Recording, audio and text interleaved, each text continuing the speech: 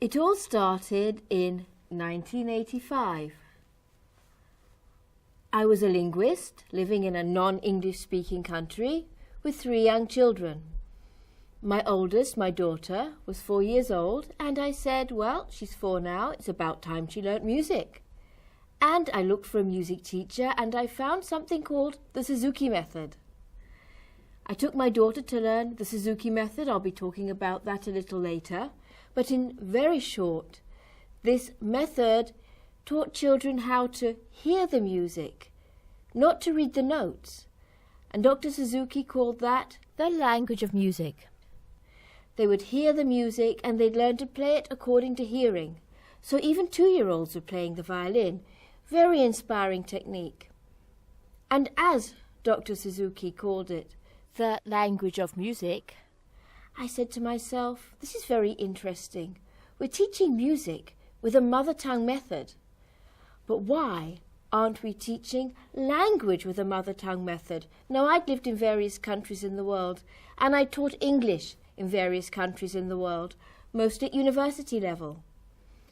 But I'd never actually realized that there was a problem, that people were trying at an early age to learn language with reading, writing and speaking together. Now, speaking and understanding are very different skills to reading and writing. So for young children, it made very little sense to learn language through reading and writing. So I started by thinking about how we could create a methodology of teaching very young children language. Now, my studies at university had taught me about how children learn their mother tongue. It's very simple. When a baby says, "Mama," Mama jumps with delight. And baby thinks, "Oh, I did that very well. I'll say it again." Mama doesn't say, "Okay, that's good, now say Dada." Mummy says, "Wow," and baby says Mummy another 1,000 times before he says something else. Because baby got reinforcement, positive reinforcement. So I said, well, that's how we are going to teach our young children how to do it. So in 1985, I started making cassettes. In those days, they were called cassettes, homemade, in which I plonked on the piano and sang. I told stories, read poems, and these children that I was teaching, small groups of 1 to 6-year-olds. I only wanted the 1 to 6-year-olds. I wouldn't even take the 7-year-olds. I wanted to show that very young children could learn a foreign language easily. So these very young children would receive these cassettes, which they were to hear twice daily in the background at home.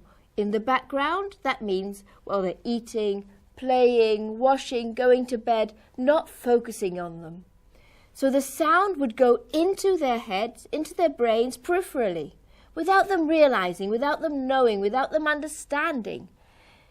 And they would come once a week to a lesson with me, and they'd know the songs, they'd know the stories, they'd know the sounds, but they didn't know what they meant. My job was to teach them the meaning in English through games and activities. I'd been doing this for about 1.5 years. When parents would come to me and say, "Please take my 7-year-old, please take my 9-year-old, please take my 12-year-old," and I'd say, "Whoa, stop.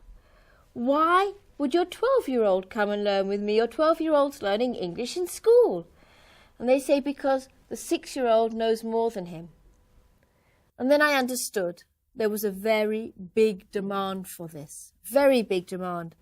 And then people asked me to come and teach 200 kilometers away, 300 kilometers away. The name was out there. People were excited by this. But I said, I can't do it. I have too many home commitments. I'm teaching. I've got young kids. I'm not going to travel the country teaching. And then I realized, yes, there was a demand, a national demand and probably an international demand for teaching young children English. And moreover, I'd actually started to look into elements of early child development, and I realized how much an additional language was actually developing these very young children's brains.